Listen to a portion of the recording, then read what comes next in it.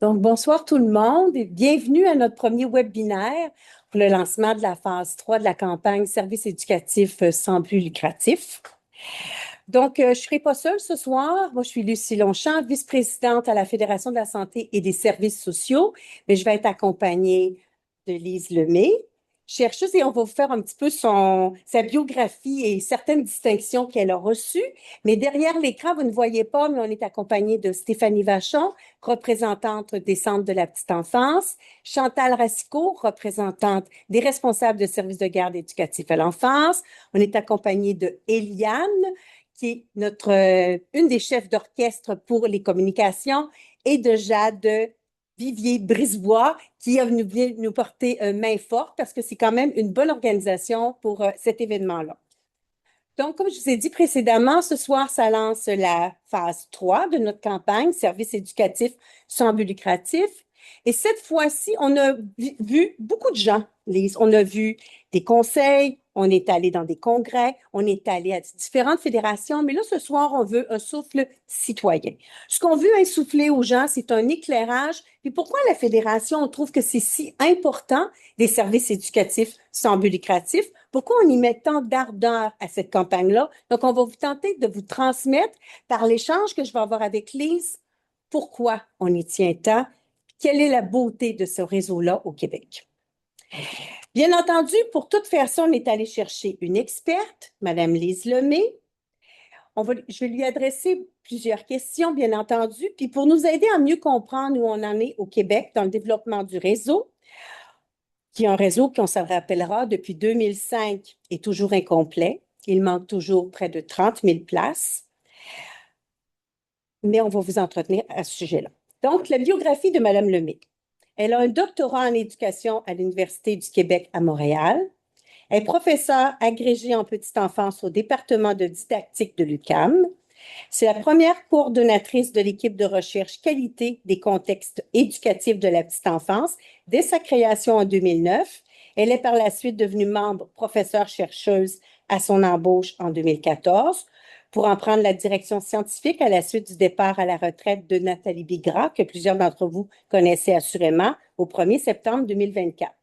Ses travaux portent sur la qualité en éducation à la petite enfance, l'approche hybride pour la concevoir, le contexte des services de garde éducatif en milieu familial et le processus de l'intervention éducative et l'approche par le jeu. Donc, elle s'y connaît grandement. Elle a reçu également certaines distinctions, puis je ne vous les énumérerai pas toutes, mais quand même, une bourse de doctorat de Armand Bombardier du programme de bourse d'études supérieures du Canada, CRSH 2008-2011, une bourse de publication de l'équipe qualité éducative des services de garde et petite enfance en 2012, une bourse d'excellence faculté des sciences de l'éducation de l'UQAM 2012-2013 et le prix de fin d'études d'un doctorat de l'équipe qualité service de garde et petite enfance 2013.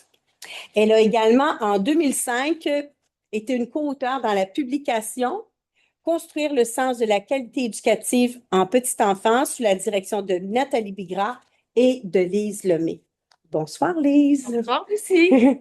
C'était long, tu as vraiment énormément, énormément de connaissances dans ça.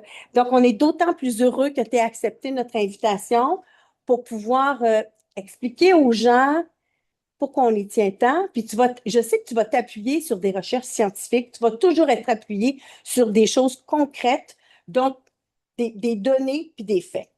Bien, ça nous fait toujours plaisir d'être avec vous dans le cadre d'événements comme ça, puis justement d'apporter les faits, d'apporter les données dont on dispose pour mieux éclairer les décisions qui se prennent. Excellent. Puis tu nous as fait une proposition qui, moi, j'ai trouvé fort intéressante. On va faire notre soirée en différents blocs.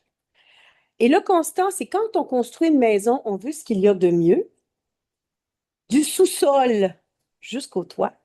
Puis on va voir l'éducation à la petite enfance de la même façon, du plus bas jusqu'en haut. Puis pourquoi ça nous prend une construction si solide. Puis quand on a une faille à travers cette construction-là, les effets que ça peut avoir chez nos tout petits. Donc, Exactement. la proposition de Lise, moi, elle m'a beaucoup plu. J'ai dit, c'est très imagé comme les services éducatifs. Ben oui, je peux pas prendre ce crédit-là. C'est le Framework Institute qui ont passé des années à étudier comment encadrer les discours pour que ça passe mieux aussi aux oreilles du public. Donc, la métaphore de la maison, comme la métaphore de l'enfant qu'on bâtit, c'est leur suggestion à eux. OK. Donc, on prendra avec une question très générale, là. Mhm. Quel constat général peut-on faire au Québec au sujet des services éducatifs? Ben, au Québec, il y a déjà beaucoup de choses en place par rapport aux services de garde éducatifs. Donc, pendant longtemps, on a été cité comme le modèle canadien, l'étoile du Nord, comme dirait mon collègue Gordon Cleveland. C'est-à-dire qu'on a décidé à la fin des années 90 d'avoir ce réseau de services de garde éducatifs à contribution réduite pour les familles, d'assurer une place à chaque enfant, et puis d'avoir des conditions de travail intéressantes pour les professionnels qui y œuvrent aussi. Donc, il y a tout ça qui a été mis en place. Là, par la suite, l'histoire parle, puis malheureusement, bon, il y a eu des changements d'orientation gouvernementale, des différentes transformations sur le plan budgétaire aussi, faisant qu'on en arrive aujourd'hui à un réseau qui est plus de type marché mixte avec du sans but lucratif, du but lucratif. Mais on a déjà cet avantage-là d'avoir un réseau en place, puis d'avoir aussi, de parler de qualité, je pense, depuis de nombreuses années.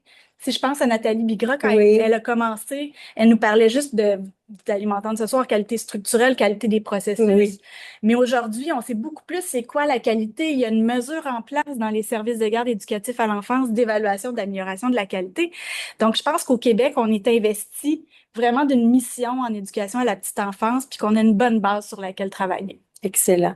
Mais je t'entends, puis en même temps, je sais qu'il y a beaucoup de gens qui sont perdus parce qu'il y a beaucoup de modèles au Québec. Puis dans un certain langage, il y a des gens qui ont une certaine volonté de pouvoir laisser croire que tout c'est du pareil au même. Mais il y a toutes sortes de modèles, il y a toutes sortes d'appellations, puis il y a des parents qui peuvent être à la recherche d'un service de qualité, mais ils vont être perdus dans toutes ces appellations-là. Comment qu'on pourrait sans dire mieux les instruire, comment on pourrait les éclairer sur les distinctions?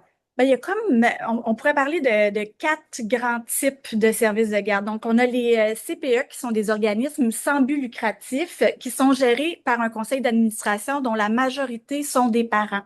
Donc, les parents ont un pouvoir décisionnel sur ce qui passe, sur ce qui se passe.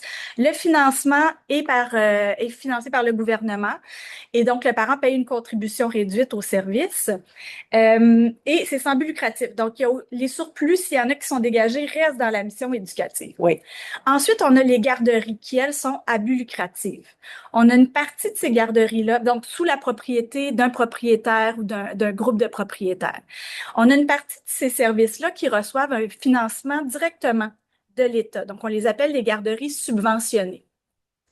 Ce qui fait que le parent paie lui aussi une contribution réduite quand il utilise la garderie. oui. Par contre, à la différence des CPE, ça reste des organismes à but lucratif. Donc, il y a une partie qui peut sortir sous forme de surplus de la mission éducative. Et il y a aussi un comité de parents qui est obligatoire, mais par contre, il est davantage consultatif que de pouvoir décisionnel Que comparativement à un au conseil CPE. d'administration. Exactement.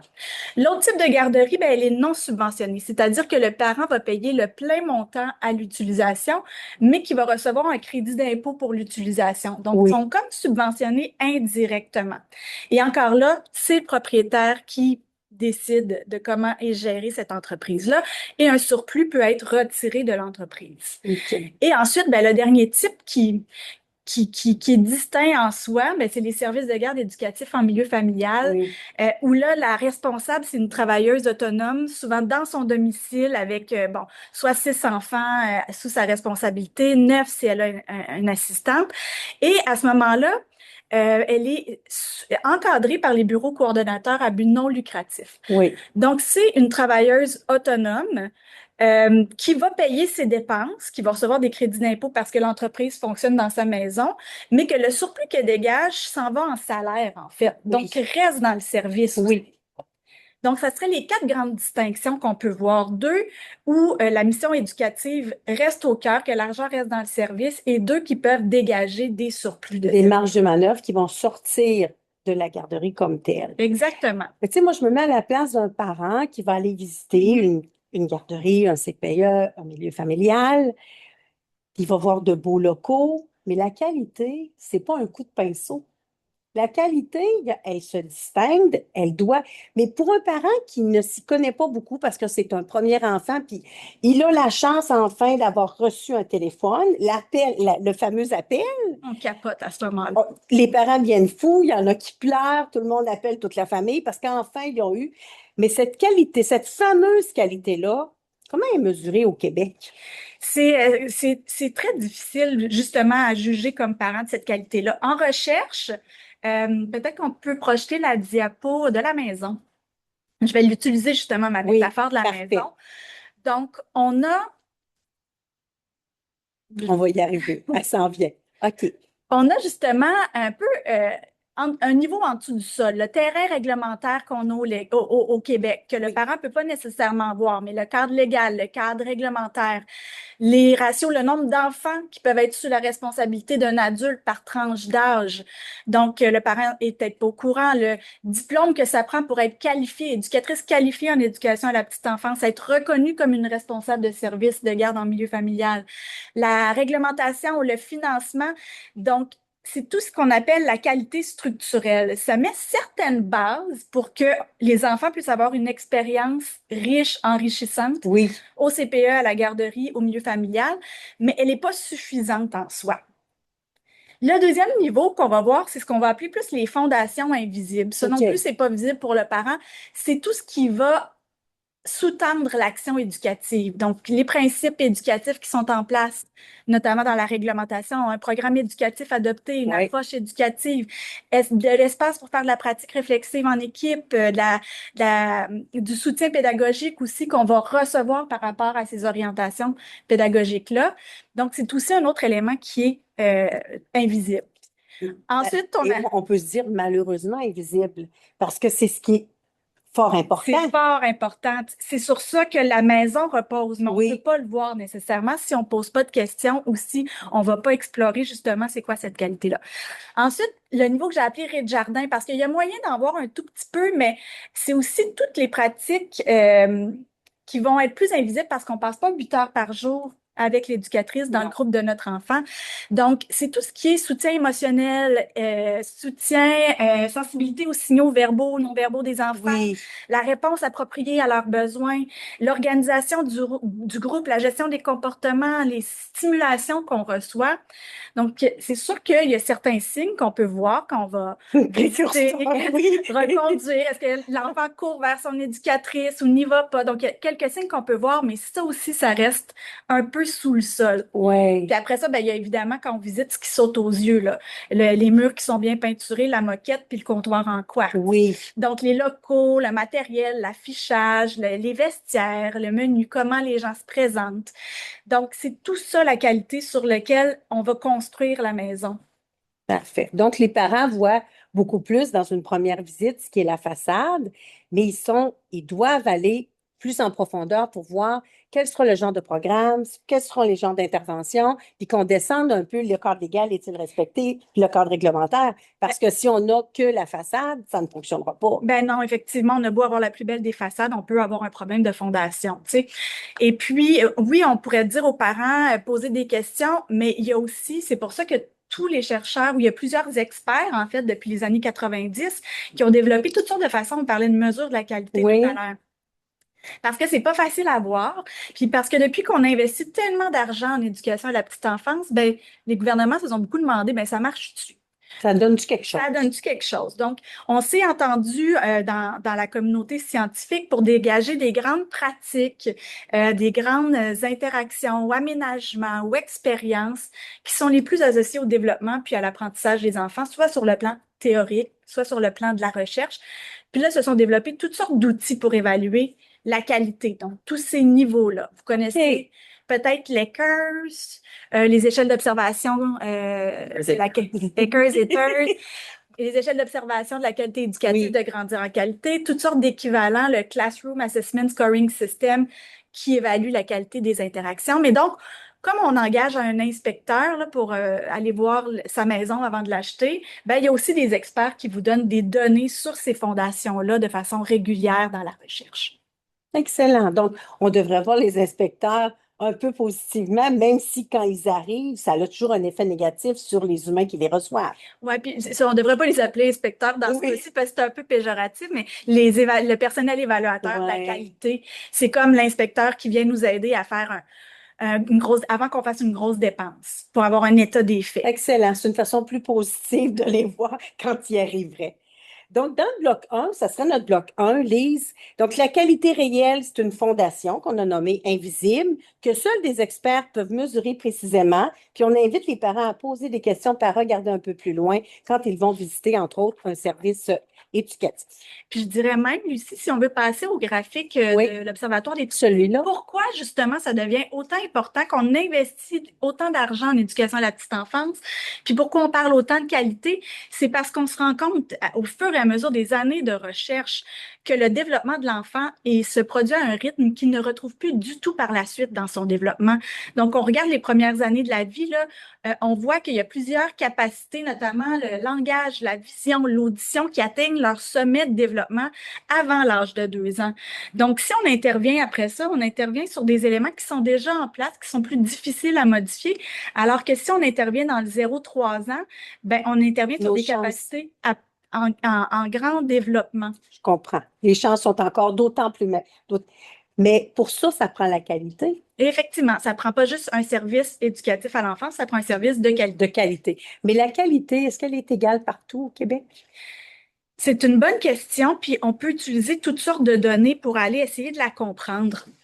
Les premières données sur la qualité, on les a avec la qualité, ça compte autour de 1998. Après ça, Oui, on a Grandir en qualité qui oui, arrive ça, en je me 2003. souviens. Oui, Donc, Grandir en qualité arrive, c'est une enquête nationale qui va regarder la qualité dans les CPE, les garderies, puis les services de garde éducatifs en milieu familiaux dans un échantillon représentatif avec des échelles qu'on a développées pour mesurer l'application du programme éducatif. oui.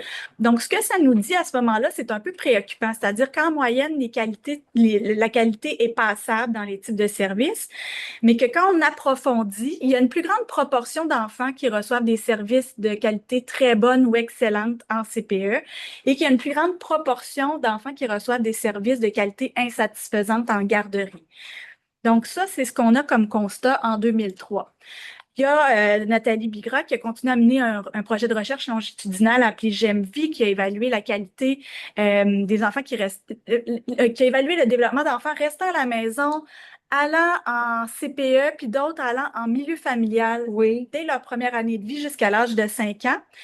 En termes de qualité, ce qu'on observait cette fois-ci, il y a un article en 2010 qu'on a publié où est-ce que les niveaux de qualité étaient plus élevés, encore une fois, en CPE qu'en milieu familial.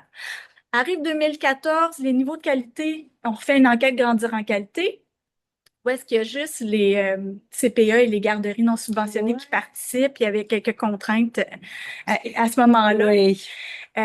Ce dont on s'aperçoit, c'est que les niveaux de qualité restent assez similaires, puis que la différence entre les types de services de garde se maintient aussi. OK, mais ce que je comprends, c'est qu'à ce moment-là, les responsables de services de garde éducatifs n'ont pas été évalués en 2014. En fait, oui, c'est ça, ils se sont retirés de l'étude parce que je crois qu'ils étaient en renouvellement, en négociation OK, oui. à ce moment-là pour leurs conditions de travail. Donc, ça explique pourquoi ils n'ont pas fait partie de l'enquête. Et là, ce que je vous présente dans cette diapo-là, c'est les plus récentes données qu'on a au Québec sur la qualité éducative. Donc, il y a en place depuis 2019 une mesure d'évaluation, d'amélioration de la qualité dans toutes les garderies et les CPE du Québec. OK. Donc, le ministère mandate une équipe pour aller évaluer la qualité en plusieurs dimensions. La qualité des interactions, qui est la plus importante pour le développement, la réussite éducative des enfants, la qualité de l'expérience des enfants, la qualité des lieux, la qualité des interactions avec les parents. Et là, il y a des seuils disant est-ce qu'on réussit cette évaluation-là ou on la réussit pas. Donc, ce qu'on voit ici, c'est la proportion de CPE, de garderies subventionnées puis de garderies non subventionnées qui atteignent les seuils de réussite au moment de l'évaluation. Oui. Donc, on en a près de plus de 70, un peu moins de 80 pour les CPE. Dépendamment de la recherche, là. Exactement. Puis, en termes de garderies non subventionnées, non subventionnées, on voit que ces taux-là diminuent. Oui. Pour quand on s'intéresse juste à la qualité des interactions, comme c'est ça qui importe le plus, on voit que cette proportion-là, elle est un peu plus faible. Mais quand on s'intéresse particulièrement au soutien émotionnel, Qui est quand même important, hein? qui est le plus important en fait. Oui. C'est un préalable à n'importe quoi d'autre, comment on est en relation avec les enfants, Ouais. comment on voit leurs besoins, tout ça. Et ben ça, les taux de réussite sont un petit peu plus élevés. Excellent. Donc, les fondations sont pas de la même épaisseur partout, je dirais. C'est ce qu'on en comprend, puis c'est ce qu'on en voit qui est assez visible, puis d'autant plus aussi qu'il y a eu quand il y a eu le rapport de la vérificatrice générale du Québec, c'était assez clair aussi dans ses constats en lien avec les différentes mesures de qualité. Et ça, c'est juste sur le 3-5 ans. Il Oui, faut dire là, que présentement, on n'a pas encore les données. La mesure est étendue au 0,5 ans depuis 2022. On n'a pas de données sur le 0,3 ans encore, donc c'est OK. pas inclus là-dedans. On n'a pas de données sur le milieu familial non plus. Non. Par contre, ce qu'on sait, c'est que les interactions éducatives, là, quand on compare installation et milieu familial, c'est une force du milieu familial, Oui. la qualité des interactions, notamment le soutien émotionnel. Donc, on a bien hâte de voir les données qui vont, à un moment donné, arriver peut-être là-dessus. Oui, puis je pense qu'elle le souhaite également, là, qu'elle soit reconnue à leur juste valeur, qu'elle se retrouvent dans ces grilles-là d'évaluation, parce que les responsables de services de garde éducatif, elles répondent énormément à certains besoins de parents, entre autres chez le tout petit, par la proximité, puis par également le fait que c'est la même éducatrice qui est là. Pour certains parents, c'est un élément qui peut être, ils vont être à la recherche de cet élément-là quand ils cherchent un milieu de garde. Tout à fait, c'est super important, la stabilité, puis on pourra même en parler là, tout à l'heure. Excellent. Donc, on peut espérer qu'à un moment ou à un autre, nos responsables de services de garde éducative se retrouvent dans une grille comme celle-là. Ben, en parler ou en tout cas la mesurer ou s'y intéresser, c'est le rendre visible aussi. Tant qu'on n'en parle pas, c'est comme une question qu'on invisibilise un peu. Tout à fait. Tout à fait. C'est ça. Et elles se sentent souvent invisibles. Elles se retrouvent pas dans les tableaux.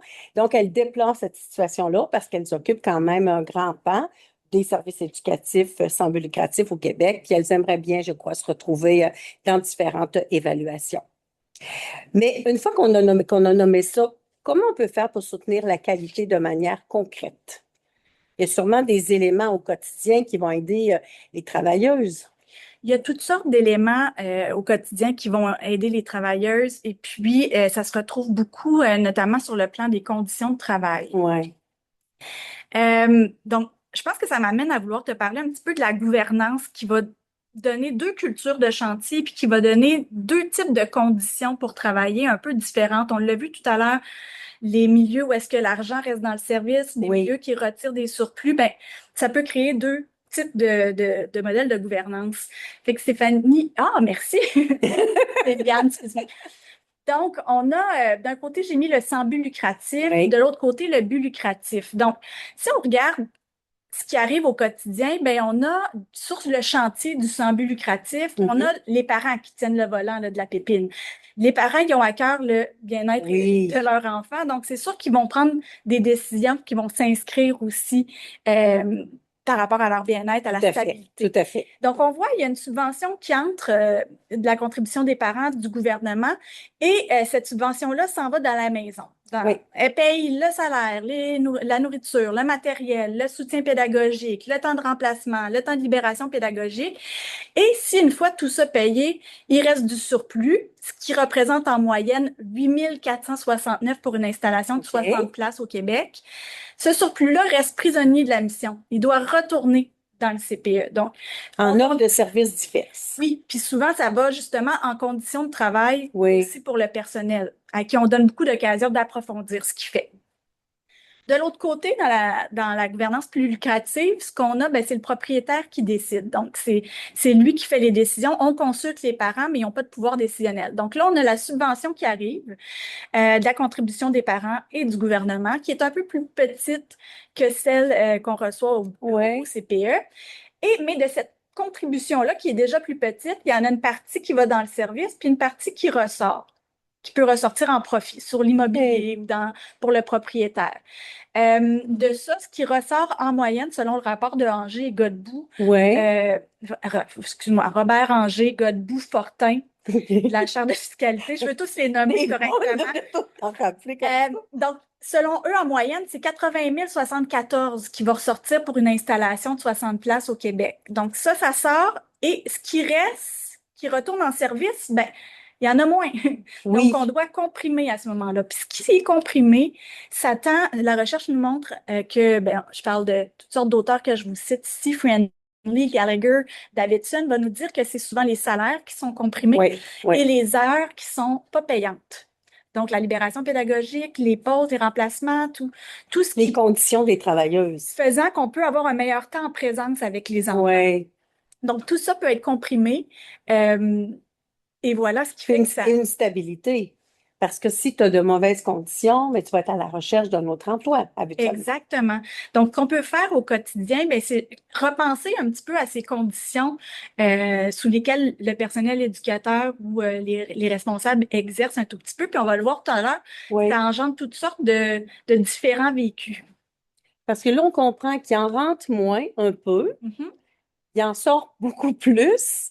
Donc, au centre, il y en a beaucoup moins pour la consolidation de la maison. Exactement. OK. Mais en même temps, c'est une moyenne. Donc, on ne peut pas parler d'un milieu qui est très uniforme. Tu sais. Je Il comprends. y a quand même des milieux dans lesquels il y a très peu de surplus qui vont être dégagés, qui ont à cœur la mission éducative, qui vont tout mettre dans cette mission-là. Il y a d'autres milieux lucratifs où est-ce que la capacité de rendement va être ce qui importe le plus et où il va sortir beaucoup plus que 80 000 à 100 000. Donc, on comprend que du côté lucratif, on est un peu à la merci du propriétaire, selon sa volonté de sortir un bénéfice plus ou moins grand. Exactement. OK. Ce qui est fort instructif, mais en même temps excessivement décevant, parce qu'il y a des effets. Il y a des effets à long terme si les services ne sont pas au rendez-vous, s'il y a un roulement énorme des éducatrices avec qui l'enfant est en relation, il va avoir des effets à long terme, non? Mhm. Ben, on peut passer peut-être à la prochaine. Ah, il va y avoir des effets à long terme. Oui, Je vais juste retourner sur le fait que ça peut être inquiétant pour le lucratif, oui, mais il y a des données d'une recherche qui est par Van der Werf et ses collègues en 2020 qui nous montrent que c'est pas un tout uniforme, tout ça. Il y a comme quatre grands profils OK. d'entreprises en éducation à la petite enfance. Il y a un profil très sans but lucratif, très axé sur la mission éducative, donc OK. éducation à la petite enfance comme un bien commun. Il y a ensuite des petits entrepreneurs privés, tu sais, des garderies familiales, Oui. où est-ce que la mission éducative est au cœur de tout, puis Qui on est importante est pour eux. vraiment importante, puis c'est OK. pas, tu sais, le rendement occupe peu de préoccupations de ces gens-là, sont engagés envers la profession qui est très complexe pour soutenir le développement de l'enfant. Ensuite, il y a l'autre bout du continuum, Oui, à l'autre bout du continuum, les grandes chaînes. Il y a eu ce problème-là en c'est Australie, vrai. notamment, on a beaucoup réglementé à cet effet-là, mais des grandes chaînes pour qui le rendement est tout ce qui compte. Et entre les deux, on retrouve ben, des modèles hybrides qui sont tout le temps à la recherche de l'équilibre entre mission éducative puis se dégager un petit surplus parce que ça reste quand même une entreprise. Puis ils doivent quand même se tirer un salaire, ces gens-là. Exactement. Donc, c'est tout un spectre, tout ça, puis on va parler un peu de culture que je vous montrerai tout à l'heure, là, entre une culture de qualité puis une culture de rendement. OK. C'est intéressant, mais en même temps, je trouve que je dirais pas que c'est mêlant pour le parent, mais beaucoup en même temps, parce que ça fait beaucoup de modèles au Québec, ça fait beaucoup de façons différentes. On n'aura pas eu intérêt à tenter d'unifier tous ces modèles-là. Ben, c'est ça qui était un peu là au départ, puis avec le réseau de services de garde sans but lucratif. Oui, Puis ce qui est arrivé, c'est qu'on manquait de place. Puis le gouvernement libéral est arrivé en disant que ça coûte moins cher de développer des places en services lucratifs. Alors euh, une voie facile. on a pris cette voie-là, en tout cas, pour répondre à la demande des parents. Les parents ont répondu présent au réseau. Ils en voulaient. Il y avait Oui. beaucoup plus de demandes pour les places qu'il y avait de places offertes. Donc, c'est ça, c'était au rendez-vous, mais pour pallier un tout petit peu, ben, à ce moment-là, on a développé du côté du lucratif. OK. Mais ça me fait quand même penser que ils sont quand même en train de refaire la même erreur quand on parle des formations des éducatrices. Il y a une pénurie des éducatrices en CPE. Donc là, ils cherchent une voie un peu plus simple en donnant des formations un peu plus édulcorées parce que les femmes, puis c'est principalement des travailleuses, arriveront sur le marché du travail plus rapidement. On est un peu dans le même genre C'est dans le tout. même genre de solution rapide à un problème, là. C'est toujours un choix. Donc, c'est le choix entre l'urgence Puis la professionnalisation à plus long terme et la qualité, ça a un prix. On le C'est voit, il ce y a une qu'on comprend. différence, là. Oui, Ça se fait, ça a un prix, puis ça se fait dans de la planification. Puis certainement, le milieu lucratif peut avoir un rôle à jouer là-dedans comme partenaire présent. Il y a de la qualité, on l'a vu, là, il y a une grande proportion des garderies qui réussissent à atteindre aussi les seuils de qualité. Mais c'est pas partout pareil. non. Donc, c'est d'avoir cette planification-là, de repenser à retourner vers ce qui est reconnu pour avoir une association positive avec le développement puis l'apprentissage des enfants. OK. Et le titre de notre webinaire ce soir, c'était de faire des services de garde éducatifs sans but lucratif un projet de société. Mais ça, c'est quoi un projet de société?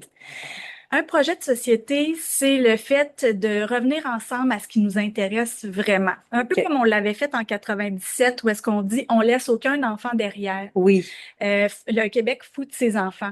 C'est la même chose. Ce dont on se rend compte présentement, là, si on regarde le graphique, c'est que oui, il y a eu des places créées, il y a eu un grand bilan, un grand chantier pour les familles, beaucoup ouais, d'argent qui a été mis, des places qui ont été créées. On estime à 33 998 000 places, dont la plupart ont été en GS et seulement 37% en CPE.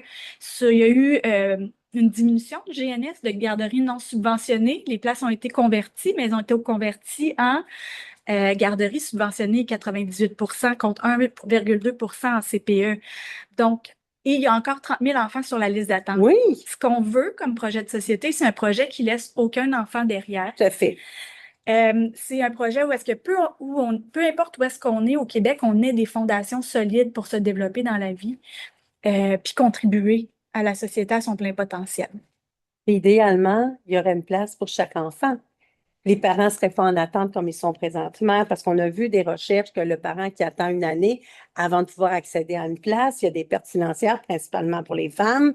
Ça a des effets sur les familles, ça a des effets assurément sur le taux de natalité au Québec Mhm. parce que c'est inquiétant quand tu attends un tout petit puis tu ne sais pas si tu pourras avoir accès à un service éducatif. Ouais, et en plus, c'est une place de qualité Oui, qu'on recherche, hein. C'est pas juste n'importe quelle place. non, Imaginez une société dans laquelle, quand votre enfant vient au monde, bon, vous êtes à l'hôpital ou peu importe à la maison de naissance, vous arrivez à la maison, il y a une lettre dans votre boîte aux lettres ouais. qui vous dit félicitations pour la naissance. En passant, votre enfant va avoir le droit à une place en service éducatif de qualité. Voici l'endroit qui vous est réservé. Vous avez le droit de l'utiliser ou pas.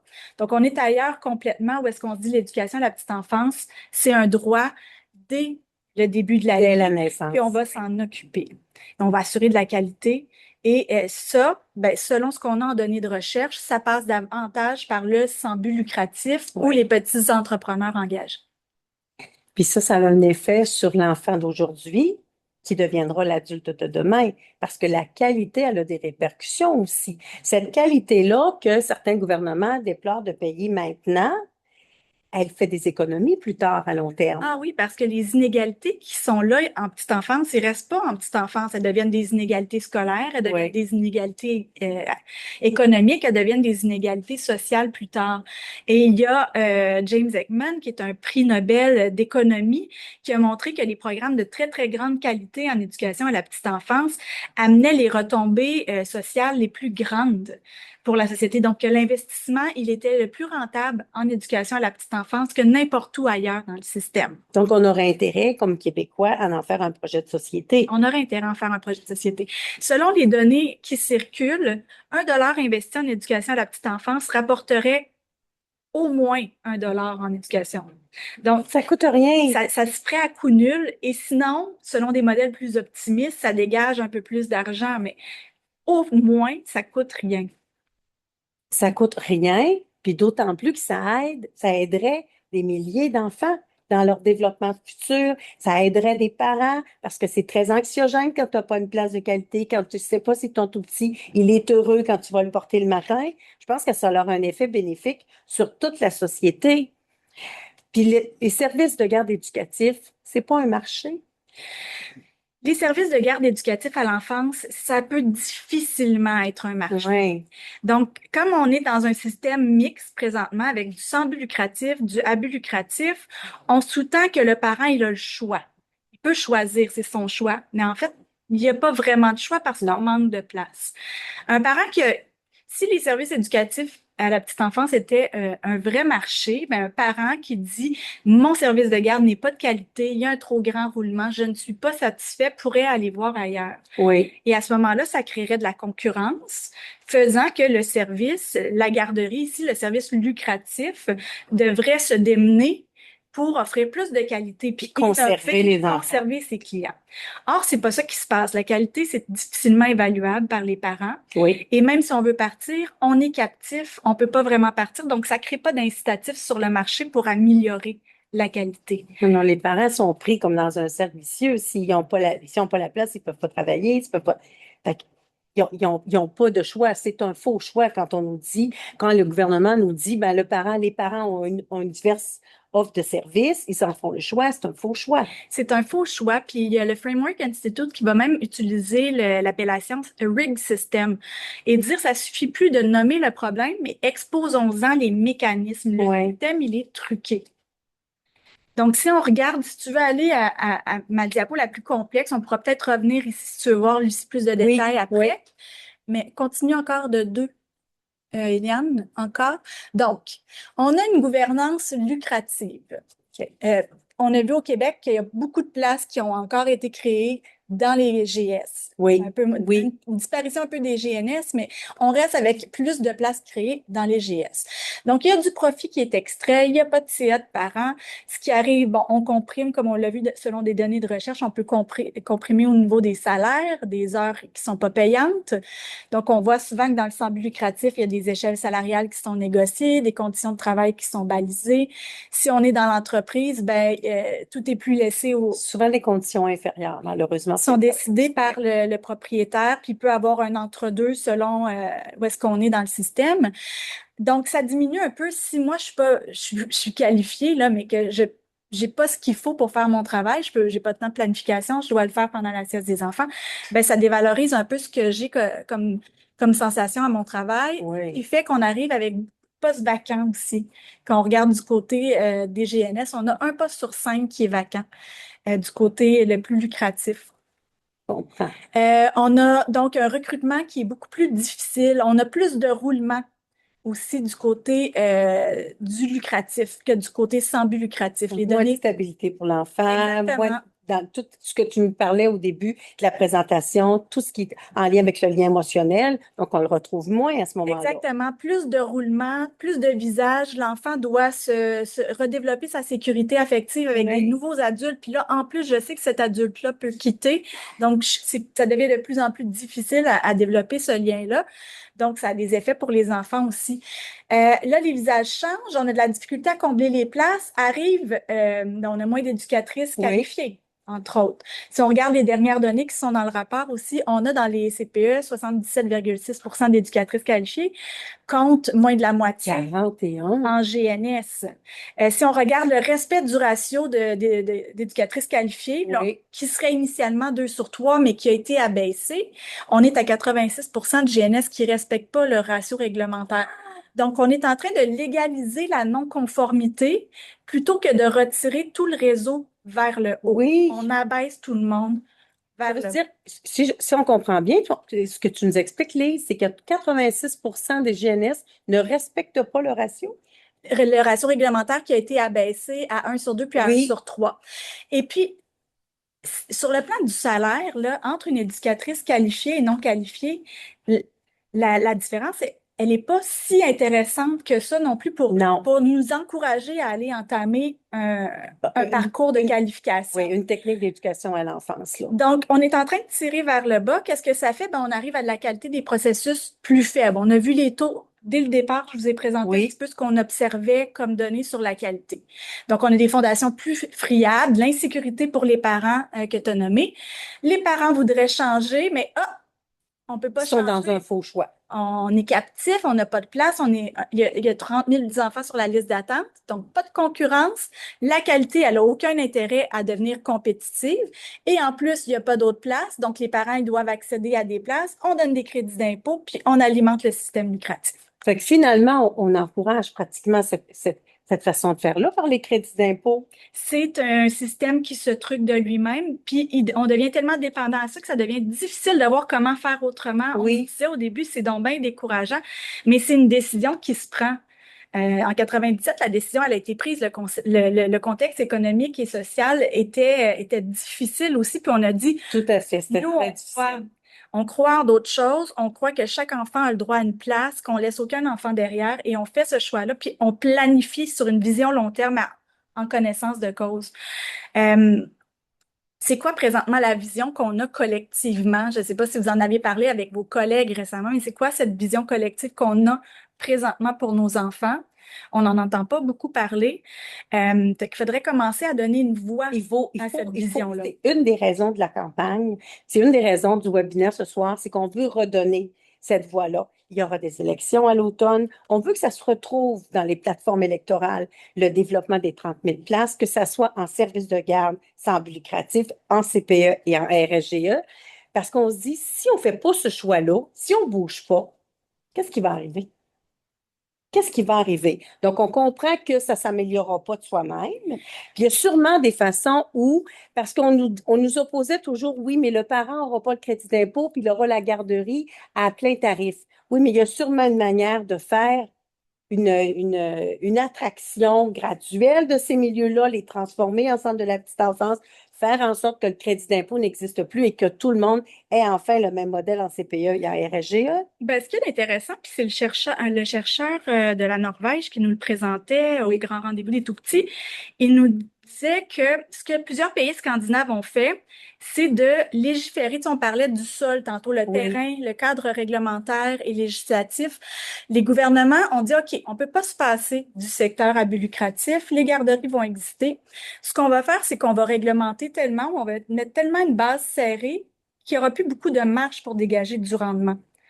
Donc, je on va mettre comprends. des conditions de travail, on va mettre des échelles salariales, on va mettre des conditions pédagogiques, on va mettre toutes sortes de choses, Oui, faisant que les conditions vont être les mêmes dans les deux types de milieux pour le personnel, qu'on peut dégager du revenu uniquement, disons, sur l'immobilier. oui. Et à ce moment-là, ben, la qualité devient la même. Et si ça se trouve, quand il y a plus de place en plus, dans leur cas, c'est du public. Dans notre cas, ça serait du sans but lucratif. Quand il y a plus de place au sans but lucratif, ça devient un incitatif pour le milieu privé aussi à faire plus, puis à innover, puis eux, ils vont chercher les meilleurs niveaux de qualité À se au prix. démarquer encore plus, Exactement. contrairement à ce qu'on voit présentement où il n'y a pas l'incitatif, donc ils n'ont pas le grand intérêt, là. Puis je préparais la présentation aujourd'hui, puis je me disais, ça existe-tu au Québec, peut-être, où est-ce qu'une garderie a une échelle salariale qui est meilleure que celle des CPE?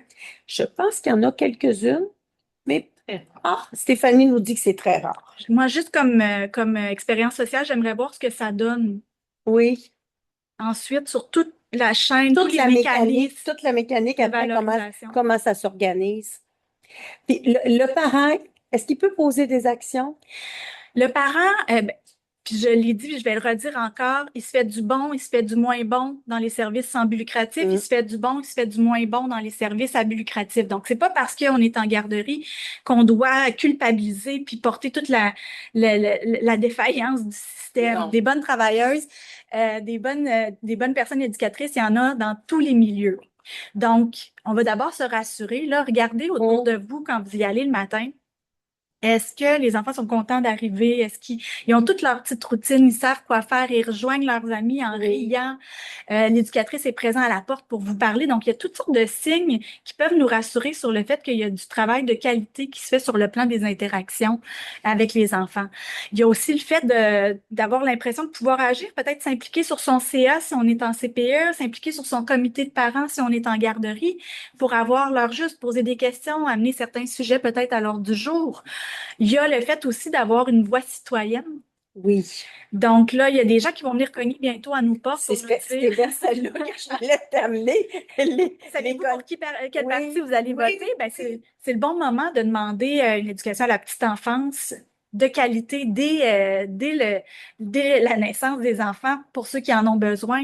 C'est le moment aussi pour demander qu'il y ait plus de subventions qui aillent dans le réseau, plus de ressources qui soient développées dans le réseau sans but lucratif pour justement reproportionnaliser un peu les deux réseaux parallèles.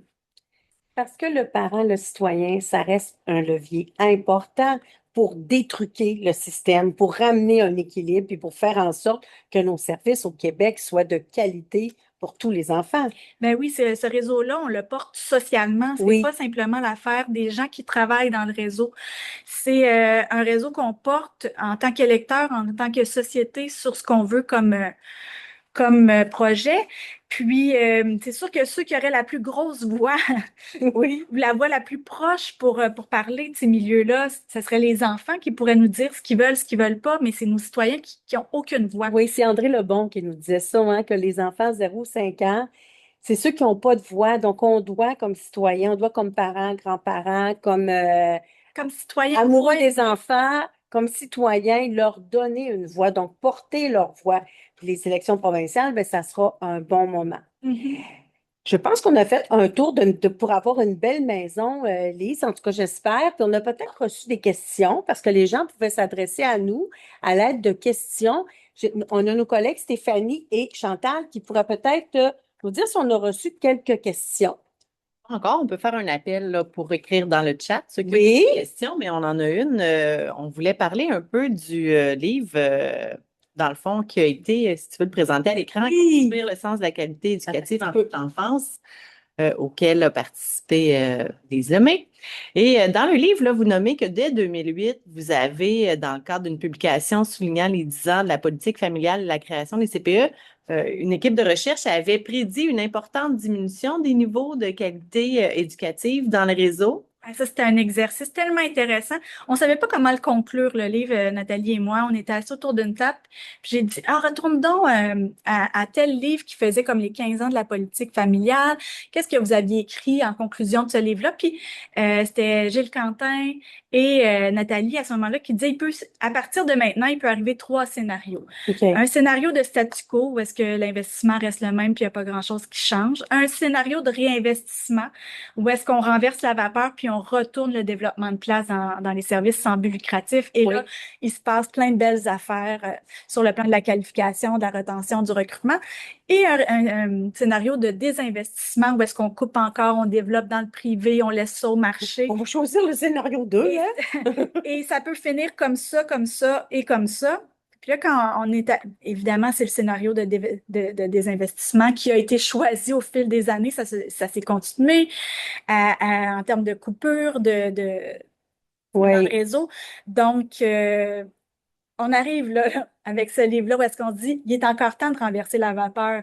C'est un choix. Des fois, c'est un choix qu'on a l'impression qu'on ne peut pas faire tellement, ben, il n'y a pas de place. Tu sais, si on n'en crée pas, les parents n'ont pas de place. Mais c'est une planification à long terme. Le gouvernement peut être un architecte avec une vision Tout à à long fait. terme, au lieu d'avoir des mesures d'urgence qui nous tirent tous vers le bas, Oui. d'avoir des mesures proactives qui vont encourager tout le monde à être tiré vers le haut. Tout à fait. Puis il peut, tu sais, ça ferait une meilleure planification pour les places, parce qu'on le sait présentement, il y en a beaucoup qui attendent. Et peut-être qu'il y aurait encore un taux de natalité plus intéressant, peut-être un taux d'immigration plus intéressant, parce que là, on le sait qu'il y a eu tout un débat pour les enfants près de demandeurs d'asile. On les accepte pas. Finalement, là, ils ont leur place jusqu'à preuve du contraire. Mais on ne devrait pas avoir ce débat-là au Québec parce que les services de garde sans but lucratif, entre autres, pour ces petits citoyens-là, c'est la meilleure porte d'entrée pour devenir vraiment, je cherche le mot, pour une intégration complète, pour avoir vraiment le meilleur service, puis que la maman et le papa puissent avoir accès au marché du travail. Exactement. Si on laisse le marché décider des services éducatifs à la petite enfance, le marché va choisir la rentabilité. Donc, il va aller construire des Oui, maisons dans les quartiers où est-ce qu'il y a de l'argent. Et là, il va faire des super belles maisons avec des fondations fortes parce que les fondations étaient déjà fortes au départ. Il y avait des parents éduqués qui avaient oui. un bon métier, tout ça. Puis, à d'autres endroits, ben, il va laisser des déserts de services parce que c'est pas rentable. Puis, les enfants vont aller dans d'autres sortes de services éducatifs à l'enfance qui sont plus fragiles. Mais Puis c'est ce qu'on voit présentement, entre autres, sur l'île de Montréal, où la docteure médicale Mhm. nous disait, Madame Mylène, que Madame Mylène Drouin. voilà, Madame Mylène Drouin, où il devrait y avoir plus de CPE avec des besoins dans les quartiers plus socio-économiques faibles. C'est là où ils n'ont pas fait le développement au bon endroit et les propriétaires de garderies n'avaient pas intérêt à aller là. Donc, eux, ils sont beaucoup plus dans les quartiers où ils sont plus aisés. Fait qu'il y a des grandes portions d'enfants qui n'ont pas accès à des services. C'est pas normal que ce soit comme ça. Sur le plan de l'équité, si on veut pas reproduire les avantages géographiques puis les avantages financiers sur le plan provincial, mais c'est le but du réseau public de services d'aller Oui. s'assurer que chaque maison ait une fondation correcte à tout le moins, partout, dans n'importe quel quartier qu'on soit au Québec, avec une rue bien desservie, et même d'aller solidifier la fondation encore plus dans les quartiers qui en ont le plus besoin, auprès des enfants qui en ont le plus besoin, plutôt que de les laisser dans des déserts de services. Et tu vois, ce soir, on parle pour les services éducatifs à la petite enfance. Puis on peut faire le parallèle parce que moi, politiquement, tu sais, je représente aussi des résidences pour aînés. On a le même parallèle dans ce secteur-là. Regarde les gens qui sont en manque de loyers sociaux. Donc, c'est comme si au Québec, on a décidé que c'était pas vers ça qu'on se retournait, vers offrir des services aux citoyens dans les endroits où ils en ont besoin. Oui, ce soir, c'est pour les services éducatifs, mais je trouve désolant d'être capable de faire le parallèle pour d'autres secteurs d'activité où on a décidé, parce que quand tu es un promoteur, tu ne feras pas du loyer à prix modique. Tu vas faire des gros condominiums où peu de gens vont avoir accès à ces appartements-là. Hein, c'est désolant, mais c'est ça. Oui. Mais je pense qu'il est temps de retourner la vapeur. Donc, est-ce qu'on a une question, ma belle Stéphanie? Oui, qui nous vient des garderies privées. Dans, tu sais, les salaires, souvent après les négociations de CPE, on voit le salaire qui est ajusté, même dans les CPE qui sont non syndiqués. Puis au niveau des garderies privées, dans le guide des classifications des salaires, c'est une suggestion, hein. On invite à utiliser l'échelle salariale des CPE, mais il n'y a pas d'obligation. Donc là, dans les garderies privées, celles qui sont syndiquées ont plus de chances là, d'aller négocier l'échelle salariale des CPE, mais celles non syndiquées ont beaucoup moins de disponibilité. Donc, est-ce que la recommandation, ce serait comme où est-ce que ça a été standardisé, est-ce que la recommandation, ce serait que le gouvernement décide de les mettre obligatoires, les échelles salariales, à tous les milieux? Ben, ça fait partie des conditions de base qui sont réglementées à plusieurs endroits où est-ce qu'on a laissé entrer le privé, mais de façon, tu sais, bien régulée. Donc, c'est présentement, là, quand on regarde la crise d'attraction, de fidélisation puis de rétention du personnel qu'on a présentement, ça témoigne beaucoup de la valorisation du travail qu'on fait, de la profession en éducation à la petite enfance, puis des conditions de travail qui sont plus ou moins avantageuses, qui sont offertes à ceux qui font un travail quand même incroyablement complexe auprès des tout-petits.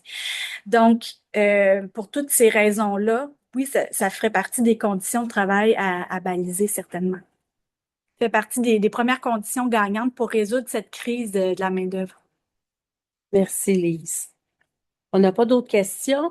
Donc, on passera à la petite conclusion. Ça a été fort instructif, Lise, parce que même si je suis dans le réseau avec Stéphanie, Chantal, à nous trois, on doit avoir le centenaire à nous trois.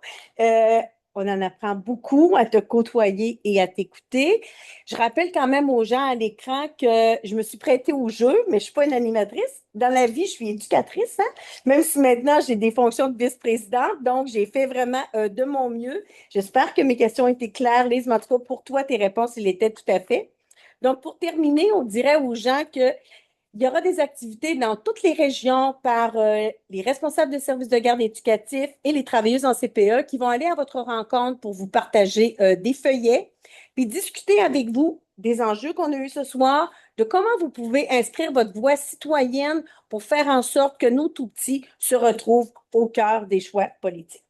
Je pense que l'important, c'est vraiment de venir unir nos voix puis d'en parler. Parce que si c'est juste moi et toi qui en parlons, ça fait pas beaucoup de bruit.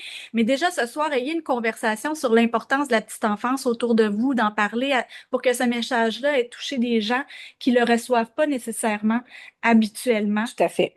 Tout à Puis fait. quand on fait du bruit ensemble, ben ça fait du bruit qui va déranger la rive sud. Oui. Et dans quelques jours, comme ça a été enregistré, ça se retrouvera sur nos différentes plateformes. Donc, s'ils ont des amis, des collègues qui n'ont pas eu le plaisir ou la chance de nous entendre, ben, ils auront la chance peut-être de le faire en rediffusion sur nos réseaux sociaux. Donc, je te remercie infiniment d'avoir accepté l'invitation. Merci Stéphanie, merci Chantal, merci Eliane et Jade de s'être prêtés au jeu. C'était notre première tentative, mais je pense qu'on est contente, hein? Oui, on a réussi à faire ce qu'on voulait faire. Mais merci Merci pour infiniment. l'invitation. Merci.